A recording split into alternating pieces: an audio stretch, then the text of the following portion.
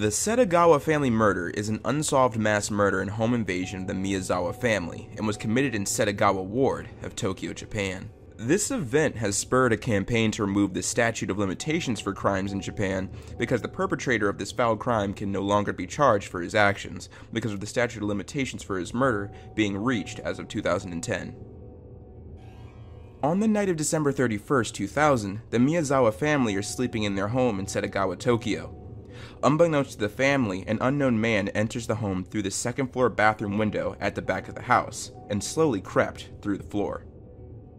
This entrance was advantageous for the assailant. The Miyazawa family was positioned near Soshigawa Park, and as a result, the unknown man climbed a tree and into the second-story bathroom window. It's important to mention that this murderer wasn't really calculated with his actions. According to ABC contributors Jake Sturmer and Yumi Asada, the unknown murderer left his DNA everywhere, left his clothes behind, left the murder weapon, he used the family computer, and ate the family's ice cream. These actions specifically taking place during and after the murder of the Miyazawas. Fortunately, all of these actions taken by the murderer helped police officers build a profile on him. Specifically, his DNA and clothes in particular helped a lot in trying to understand what this man could have looked like. The corpses of 44-year-old Miko Miyazawa, his wife, 41-year-old Yasuko, and their children, 8-year-old Nina and 6-year-old Rei, were discovered by Yasuko's mother, Ashijino, at their family home. Mikio, Yasuko, and Nina had been stabbed to death, while Rei had been strangled. Investigation of the crime scene by Tokyo Metropolitan Police Department concluded that the family had been murdered on December 30th around 11:30 p.m. JST, after which the killer stayed in the house for several hours. The Tokyo and Setagaya police departments, after arriving on scene, quickly put together the timeline of events of how the family was attacked and murdered. The murderer, while creeping throughout the house, slowly came across 6-year-old Rei sleeping in his bed and began to strangle him with his bare hands. Rei was trying to get away from the unknown murderer while he was being strangled, and as a result, he was making enough noise to get the attention of his father, Mikio Miyazawa. Mikio, after hearing his son in distress, he immediately rushed up the first-floor stairs after he detected the disturbance in Rei's room, fighting and injuring the killer until being stabbed in the head with a sashimi bocho knife. Police reports following the discovery of the bodies in the Miyazawa house noted that part of the sashimi knife's blade broke off inside Mikio's head. Quickly after Mikio's murder, his wife Yasuko and daughter Nina were attacked and killed with the same knife as Mikio, but it was broken, making their murder more violent. The killer remained inside the Miyazawa house for 2 to 10 hours, using the family computer, consuming barley tea, melon, and ice cream from the refrigerator, using their toilet, and treating his injuries with first aid kits and other sanitary products, and taking a nap on the sofa in the second-floor living room. Analysis of the computer and its use after the Miyazawas were murdered gave the police officers even more details about the timeline of the murders, revealing that the unknown man was in the home on the computer up until Yasako's mother entered the residence and discovering the bodies.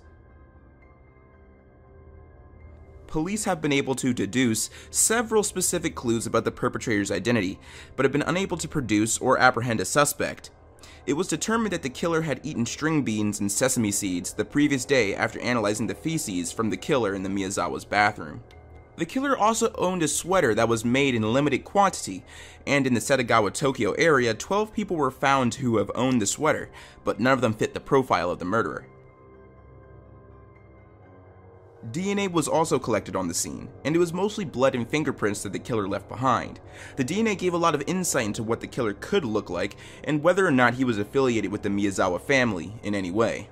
The analysis discovered that the unknown murderer was possibly mixed race, half Asian and half South European, and from the analysis of his Y chromosome, he had a higher chance of being half Korean than Japanese. He would be approximately 5 foot 5 inches tall, right-handed, and within the age range of 15 to 35 years old. The investigation into the murders is among one of the largest in Japanese history, involving over 246,044 investigators who have collected over 12,545 pieces of evidence. And as of 2015, 40 officers were still assigned to the case full-time. Every year, the Tokyo Metropolitan Police Department makes an annual pilgrimage to the home for memorial ceremonies. Specifically, the Seijio police station is designated to investigate the case. The Tokyo Metropolitan Police Department is currently offering a 20 million yen reward to any person who could help police officers find clues that lead to a suspect and/or close the case. The murder has remained unsolved for 19 years.